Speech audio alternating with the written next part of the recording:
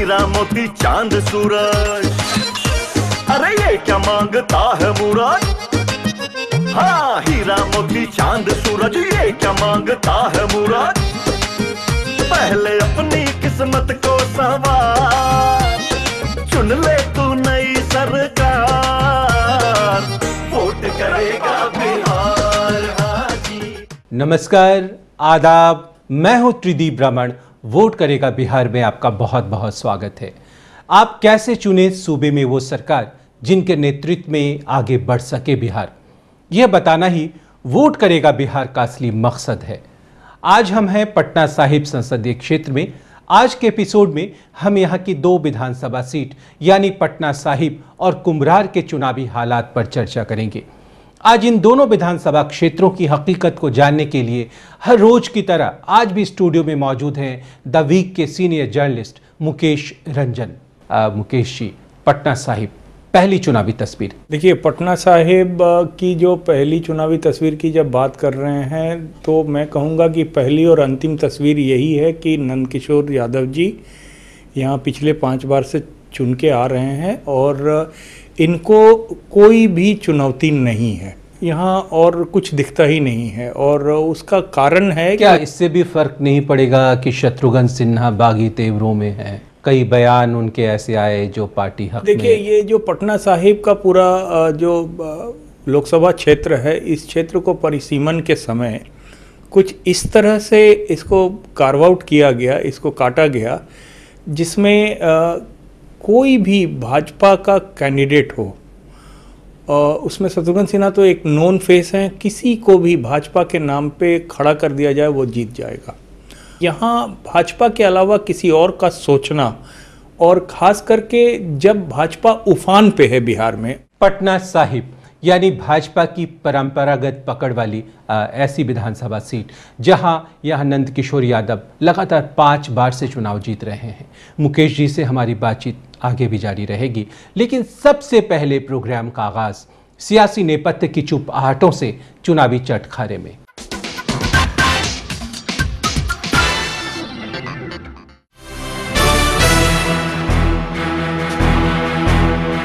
बिहार चुनाव नित्य दिन नए सियासी उबाल ले रहा है। चुनावी जंग पर जुबानी जंग हावी है। बात राजनीति की लक्ष्मण रेखा लांघने पर आ टिकी है। सो भाजपा के चतुर सुजान अमित शाह ने पार्टी की पूरी रणनीति को कई परतों में बांट दिया है। मोदी का नाम, चेहरा और उनकी राजनीतिक अस्मिता दांव पर है। अमित शाह ने तय किया हुआ है कि इस चुनाव में पैसे की कोई कमी नहीं आने दी जाएगी। सो न सिर्फ पार्टी के अधिकृत उम्मीदवारों का बल्कि एनडीए गठबंधन के साथियों का भी पूरा ध्यान रखा जा रहा है। पैसे और मीडिया प्रबंधन में केंद्रीय मंत्री और जेटली करीबी पीयूष गोयल की सबसे महती भूमिका देखी जा सकती है। केंद्र के कोई दर्जन भर मंत्री के हिस्से 10 से 15 विधानसभा सीटें आवंटित हैं, जहां की सीधी रिपोर्ट वो शाह को दे रहे हैं। एक सबसे अहम जिम्मा मोदी के करीबी माने जाने वाले केंद्रीय मंत्री राधा मोहन सिंह को दी गई है। उनका एकमेव कार्य पार्टी असंतुष्टों पर साम दाम दंड किसी भी भांति लगाम कसना है। वे एक एक करके पार्टी के बागियों से मिल रहे हैं और उन्हें पटाने का भरसक यत्न कर रहे हैं। भाजपा से जुड़े एक विश्वस्त सूत्र बताते हैं कि हरियाणा विधानसभा चुनाव के दौरान भी राधा मोहन सिंह को पार्टी ने यही जिम्मेदारी सौंपी थी, जिसको उन्होंने बखूबी अंजाम दिया। और यहाँ तो घर की बात है, इनमें से कई बागियों को तो राधा मोहन निजी तौर पर जानते हैं। चुनांचे उन्हें संभालना उनके लिए कहीं ज्यादा आसान है।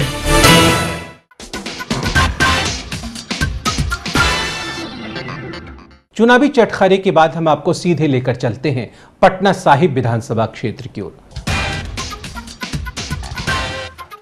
पटना साहिब विधानसभा क्षेत्र पटना शहर के पूर्वी हिस्से को समेटे हुए है। इस इलाके की सबसे बड़ी पहचान यहां स्थित तख्त श्री हरिमंदिर साहब पटना साहिब गुरुद्वारा है। यह सिखों के 10वें गुरु गोविंद सिंह जी की जन्मस्थली है। इस पवित्र स्थल का सम्मान करते हुए इस विधानसभा का नाम पटना सिटी से बदलकर पटना साहिब कर दिया गया। यहाँ दुनिया भर के सिख धर्म के अनुयायी सालों भर आते रहते हैं। इस लिहाज से यहाँ की ज़रूरतों को परखने में थोड़ी निराशा जरूर होती है। सकरे रास्ते और साथ में अतिक्रमण इस इलाके की सबसे बड़ी समस्या ट्रैफिक जाम की वजह बनते हैं। साफ सफाई भी यहाँ एक अहम ज़रूरत है। मोदी जी के स्वच्छ भारत अभियान ने लगता है भी यहाँ दस्तक नहीं दी है।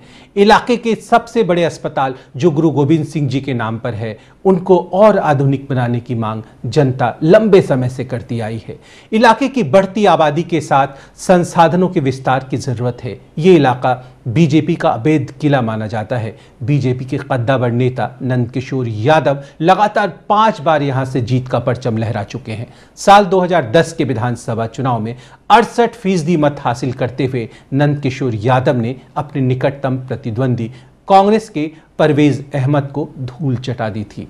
मुकेश जी, जैसा आप पहले भी कह चुके हैं कि भाजपा का पलड़ा भारी है, क्या कुछ नया देखने को मिल सकता है इस दफे के चुनाव में? क्योंकि यहाँ मुस्लिम पॉपुलेशन भी है इस क्षेत्र में, पटना साहिब में अच्छी खासी मुस्लिम और यादवों की भी अच्छी खासी आबादी है। तो अब है कि जो पहले बिखराव होता था कि राजद के भी कैंडिडेट होते थे और कांग्रेस के भी कैंडिडेट होते थे, तो इस बार राजद और कांग्रेस का कैंडिडेट नहीं है, अब है सिर्फ कांग्रेस का कैंडिडेट।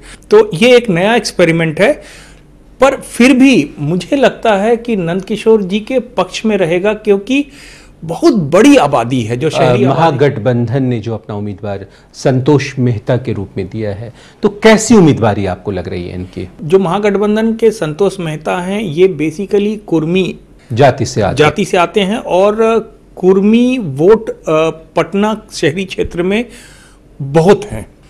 तो अब वही देखना है कि मुस्लिम वोट का बंटवारा नहीं होगा। यादव मुकेश जी, आप भूल रहे हैं कायस्तों की भी एक बड़ी आबादी है यहाँ। मैंने कहा ना कि कायस्तों की जो बड़ी आबादी है वो भाजपा को अपना एक नेचुरल ऑप्शन मानती है।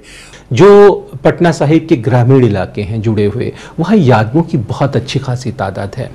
तो यादव और मुस्लिम कॉम्बिनेशन जो लालू जी का माई समीकरण है, वो हमेशा क्यों फेल होता रहा है? बनिया सिख और कायस्तों का जो पॉपुलेशन है ना, वो उनको आउटनंबर करता है, क्योंकि मुस्लिम वोट जो होता था पहले वो बंटता था।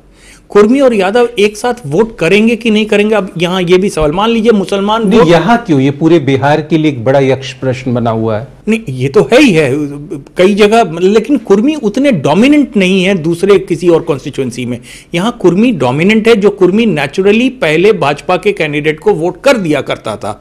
अब नीतीश कुमार के इन्फ्लुएंस में कुर्मी भाजपा को वोट करेगा कि नहीं करेगा, ये देखने वाली बात होगी। मुकेश रंजन जी, आपको लगता नहीं कि नीतीश कुमार यहाँ पे बहुत पॉपुलर रहे हैं अक्सर, तो उनका जो प्रभाव है या उनके प्रभाव मंडल का कितना फायदा मिलेगा महागठबंधन के उम्मीदवार को, संतोष मेहता को? देखिए, जो उनकी पॉपुलैरिटी है, और वो पॉपुलैरिटी के पीछे बहुत बड़ा कारण है कि जो शहरी तबका है, जब तक वो भाजपा से जुड़े रहे थे, उनकी पॉपुलैरिटी बहुत स्ट्रांग चलती थी वहां पे, क्योंकि जो शहरी मतदाता है और जिस तरह की राजनीति नीतीश कुमार करते हैं, वो विकास की बात करते हैं, तो वही वोटर जिसके बीच में वो बहुत पॉपुलर हुआ करते थे, जिनको लालू कतई पसंद नहीं है, तो क्या वो पॉपुलैरिटी इंटैक्ट है इस चुनाव में कि नहीं, वो चुनाव का रिजल्ट बताएगा। मान लिया कि यानी गले भी उनके मिले जिनके हाथों में खंजर थे, कह सकते हैं। मुकेश रंजन से हमारी बातें आगे भी जारी रहेगी। फिलहाल वक्त हो चला एक छोटे से ब्रेक का।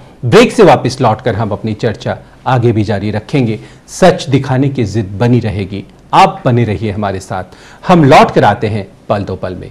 वोट करेगा बिहार हाजी, वोट करेगा बिहार हाजी। ब्रेक के बाद आपका स्वागत है। बिहार विधानसभा चुनाव के चुनावी महासमर को एक दीगर नजरिए से देखने दिखाने वाले प्रोग्राम वोट करेगा बिहार में। इसके पहले कि हम अपनी चर्चा को आगे बढ़ाएं, एक नजर डालते हैं साल 2014 के लोकसभा चुनाव पर और जानते हैं कि पटना साहिब विधानसभा क्षेत्र में किस पार्टी का कैसा रहा प्रदर्शन। पटना साहिब से बीजेपी के शत्रुघ्न सिन्हा को 1,04,473 वोट मिले, तो कांग्रेस के कुणाल सिंह को 42,364 वोट, जदयू के गोपाल प्रसाद सिन्हा को 13,907 वोट, तो आपकी परवीन अमानुल्लाह को मात्र 2,810 वोट ही मिल सके। तो क्या 2014 के जो आंकड़े हैं, क्या कुछ नया कहने को मजबूर कर रहे हैं आपको? देखिए, 2014 के आंकड़े जो कह रहे हैं, मुझे एक बात का एहसास हो रहा है कि ये जो डिफरेंस है, ये जो मार्जिन है, जो मेरा सवाल है मुकेश जी, अगर वाकई नीतीश कुमार इस क्षेत्र में इतने पॉपुलर हैं तो उनके कैंडिडेट को, गोपाल सिन्हा को, मात्र 13,000 वोट ही क्यों मिल पाए? उसमें बहुत बड़ा कारण है ना कि वो पॉपुलर हैं। वो किस हालात में पॉपुलर थे, जो मैंने पहले कहा आपको कि वो भाजपा के साथ होने के कारण बहुत पॉपुलर थे।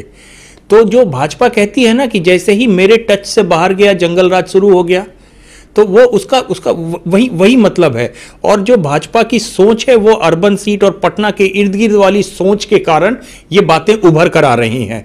और आपको एक बात मैं बहुत मतलब आत्मविश्वास के साथ कह सकता हूं कि जो 14 का रिजल्ट है, जो 14 का मार्जिन है, जो शत्रुघ्न सिन्हा और कांग्रेस के कैंडिडेट के कुणाल सिंह की वजह के बीच में जो मार्जिन है, वो मार्जिन बहुत ज्यादा है। इस चुनाव में वो मार्जिन नहीं होगा। और आपको लगता है कि यहाँ जो लड़ाई है विकास बनाम मंडल 2, ऐसा कुछ समा बनने वाला है? पार्ट 2 देखिए, विकास बनाम मंडल पार्ट 2 होगा। और जब तक नीतीश कुमार और लालू प्रसाद जी ये बनाम नहीं बनाएंगे, उनके वोट का कंसोलिडेशन, उनके वोट का ध्रुवीकरण नहीं होगा। वो अपने वोट को ध्रुवीकरण करने के लिए उन्होंने ये शिगुफा छोड़ा है। दूसरी बात मैं यहां कह दूं कि ये जो रिजर्वेशन वाला जो मुद्दा भागवत जी ने उठाया था, और वो मुद्दा बहुत इफेक्टिव रहेगा महागठबंधन के वोटरों को कंसोलिडेट करने में। तो क्या ये मुद्दा भी महत्वपूर्ण रहेगा जो लालू जी ने उठाया, अगड़े बनाम पिछड़े का मुद्दा? उसी से तो निकल के बाहर आया ये मुद्दा नहीं आता यदि रिजर्वेशन को पुनर्विचार करने की बात नहीं कही जाती।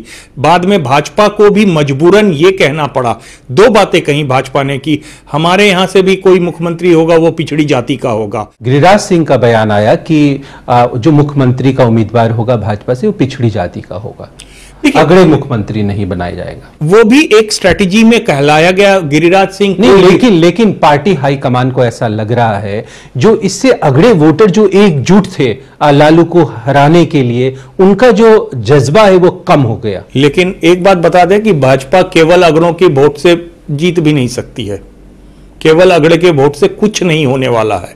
और मैं इसलिए कह रहा हूं कि एक स्ट्रैटेजी के तहत वो स्टेटमेंट भी दिलाया गया, फिर उनको डांट लगाई गई, इसकी भी बात फैलाई गई बाद में बोल के, इसलिए वो है नहीं।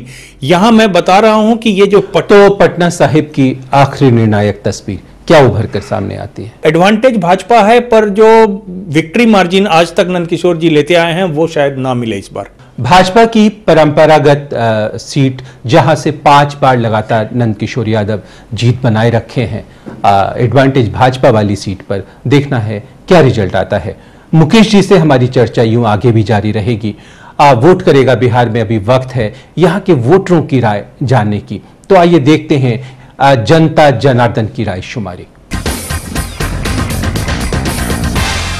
छोटी गली है, सड़कें हैं, जितनी भी गंदगी फैली हो सारे न दूर करे। 5 किलोमीटर के अंदर तक की जो पटना साहिब के इर्द गिर्द हैं वो चौड़ी होनी चाहिए, उनका सीवरेज होना चाहिए। चौक पे पूरा जाम लगा हुआ रहता है, हम लोग को स्कूल कॉलेज जाने में बहुत दिक्कतें होती हैं। हेल्थ सेक्टर भी वैसे डाउन है, 0% का ग्रोथ है यहाँ पे, जाम वैसे लगा रहता है, बहुत ज्यादा जाम का समस्या है, पैदल चलना मुश्किल है। कोई विकास थोड़ा नहीं होता है उन लोगों के रहते हुए। बिहार की राजनीतिक और व्यवहार इस तरह चौपट हो गई है कि सिर्फ माया चाहिए, रुपया चाहिए। जब इलेक्शन नजदीक आते हैं तब नेता लोग तुरंत एक्टिव हो जाते हैं, शहर की सफाई कराने लगते हैं। समय तो वही है, कहाँ कुछ पूरा हो रहा है, जो कहता है वो होता है थोड़ी है। पटना सिटी में यही सब बर्बादी है, गरीबी ज्यादा है, काम धाम नहीं मिलते हैं, सरकार नहीं देखता है। सरकार को करना चाहिए कि हम रोड को देखना चाहिए, ट्रैफिक को देना चाहिए रोड में। सारा मकान हरिजन का भर कमर पानी में डूब रहा है और कोई देखने वाला नहीं है।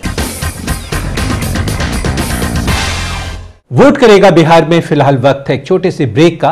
ब्रेक के बाद जब हम वापस लौटेंगे तब नजर डालेंगे कुम्हरार विधानसभा की तस्वीर पर। आप बने रहिए हमारे साथ, हम लौट कर आते हैं पल दो पल में।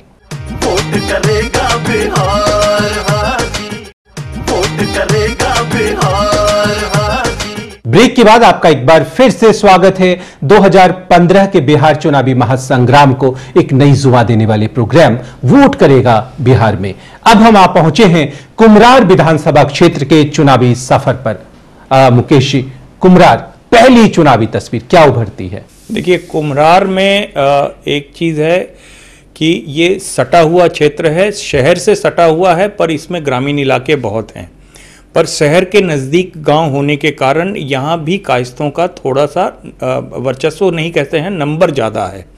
उसके कारण भाजपा के सिन्हा साहब लगातार जीतते भी आए हुए हैं और सिन्हा साहब एक स्ट्रॉन्ग होल्ड वाली सीट है बीजेपी के लिए और वो जीतेंगे। मुकेश रंजन से हमारी बातें आगे भी जारी रहेगी। अब आपको सीधे लेकर चल रहे हैं कुम्हरार विधानसभा क्षेत्र की ओर और देखते हैं यहां की ताजा चुनावी तस्वीरें। पटना शहर से बिल्कुल सटा हुआ है कुम्हरार विधानसभा क्षेत्र। पटना साहिब लोकसभा क्षेत्र के तहत आता है ये इलाका, लेकिन राजधानी की रौनक अब तक यहां तक पहुंच नहीं पाई है। जर्जर सड़कों से जनता का दिल जार जार है। बरसात के दिनों में हालात तो और भी खराब हो जाते हैं। इलाके में कूड़ा प्रबंधन का जबरदस्त अभाव दिखता है। यहां जनता पीने के साफ पानी के लिए भी मोहताज है। शिक्षा व्यवस्था में भ्रष्टाचार का बोलबाला है। क्षेत्र की राजनीति पर भाजपा का जबरदस्त प्रभाव दिखता है। भाजपा के अरुण कुमार सिन्हा यहां से लगातार 3 बार चुने जा चुके हैं। उन्होंने साल 2010 विधानसभा चुनाव में 72% वोट हासिल कर लोजपा के मोहम्मद कमाल परवेज को पूरी तरह परास्त किया था।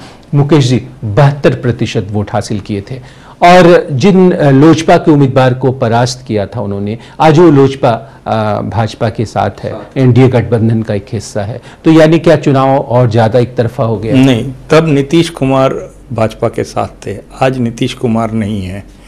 तो नीतीश कुमार का जो वोट बेस है इस पूरे क्षेत्र में, और यादवों का भी अच्छा खासा नंबर है वहाँ, और वो नंबर जैसे यादवों में भी एक ट्रेंड रहा है कि वो भाजपा की तरफ थोड़ी टिल्ट होती रही है। पर ये जो अगड़े पिछड़े की राजनीति, जो मंडल 2 की हम बात कर रहे हैं, वो मंडल 2 बेसिकली यादवों को और कोयरी कुर्मी को एक साथ कंसोलिडेट करने का एक स्ट्रेटेजी है। मुकेश जी, लगता है यह मुस्लिम वोटरों की भी अच्छी खासी तादाद है, इसलिए महागठबंधन ने जब कांग्रेस को ये सीट दी तो कांग्रेस ने अकील अहमद को चुनावी मैदान में उतारा। देखिए, पिछली बार तो लोजपा से एक मुस्लिम कैंडिडेट ही थे लेकिन उनको क्या मिला? 12,000 वोट मिले थे। पर इस बदले परिदृश्य में जैसा आप भी कह रहे हैं कि लालू और नीतीश दोनों कांग्रेस के साथ खड़े, यानी महागठबंधन का मामला है, तो मुकाबला दिलचस्प हो सकता है। इसलिए देखिए, पेपर पे तो मुझे महागठबंधन ज्यादा स्ट्रांग दिख रहा है। यदि पेपर पे हम लिखकर और कास्ट और जातियों का हिसाब करें तो उस हिसाब से तो दिख रहा है। पर क्या यादव बीजेपी को वोट नहीं करेगा? क्या कोयरी कुर्मी नीतीश से टूटेंगे नहीं? ये सब सवाल हैं, जो सवाल का जवाब चुनाव का रिजल्ट ही बताएगा। इससे पहले कि हम अपनी चर्चा को और आगे बढ़ाएं, आइए एक नजर डालते हैं 2014 में संपन्न हुए लोकसभा चुनाव में कुम्हरार विधानसभा सीट की तस्वीर पर। कुम्हरार से बीजेपी के शत्रुघ्न सिन्हा को 93,286 वोट मिले, तो कांग्रेस के कुणाल सिंह को 29,253 वोट, जदयू की गोपाल प्रसाद सिन्हा को 13,765 वोट, तो आपकी परवीन अमानुल्लाह को मात्र 3,402 वोटों से ही संतोष करना पड़ा। और मुकेश जी, अगर बात करें कुम्हरार की, तो क्या एक लड़ाई यहाँ, एक मुकाबला मोदी वर्सेस नीतीश कुमार देखने को मिल सकता है? तल्खी दिखती है नीतीश और मोदी जी के बीच में। नरेंद्र मोदी जो कि आज प्रधानमंत्री हैं देश के, और उनके और नीतीश कुमार के कद में कोई समानता नहीं होने के बावजूद भी प्रधानमंत्री मोदी ने डायरेक्टली और पर्सनल अटैक किए नीतीश कुमार के ऊपर। जब उन्होंने बिट्रेयर कहा, डीएनए खराब है, थाली छीनने की बात की। अगर जातिगत समीकरणों की बात करें तो कुम्हरार से लगे जो ग्रामीण इलाके हैं वहां कोयरी और कुशवाहा वोटरों की एक बड़ी तादाद है, तो उनका क्या रुख दिख रहा है आपको? अभी उनका रुख ऐसा है कि इसमें मुझे लगता है आरएलएसपी के उपेंद्र कुशवाहा कुछ सेंध मारने में सक्सेसफुल हो सकते हैं, और लेकिन उसी को रोकने के लिए यह मंडल 2 का और अगड़े पिछड़े की बात लालू ने कर दी है। और यदि वो रुक गया तो सिन्हा साहब के लिए थोड़ा सा टफ हो जाएगा। यदि नहीं रुका, जैसे लोकसभा में कुछ भी नहीं रुका, बांध सारे टूट गए थे, कास्ट टूट गया था और यहाँ तक कि मुसलमानों ने भी वोट कर दिया था शत्रुघ्न सिन्हा के लिए, तो कुछ उस तरह के हालात मुझे नहीं लगता है कि असेंबली लेवल पे होगा नहीं, वो हालात अभी बनेंगे नहीं। अगर हम कुम्हरार की आखिरी निर्णायक चुनावी तस्वीर की बात करें तो क्या दिख रही है आपको? ऐसा है कि ये भाजपा के पक्ष में जाएगा, टक्कर हो सकता है, विक्ट्री मार्जिन कम हो सकता है और कमोबेश ये पटना साहिब वाला ही ट्रेंड दिखाएगा। मुकेश रंजन की राय से वाकिफ होने के बाद अब बारी है कुम्हरार के वोटरों की राय जानने की। आइए देखते हैं उनकी राय शुमारी।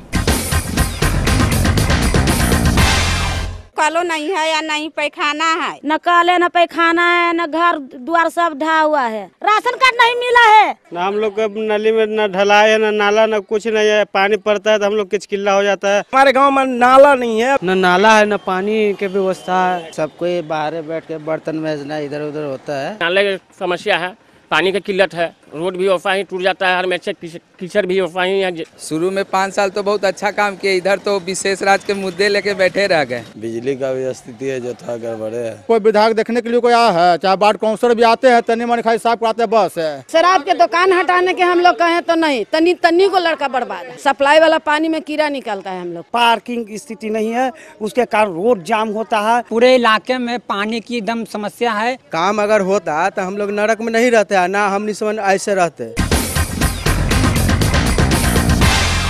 आज के एपिसोड में बस इतना ही।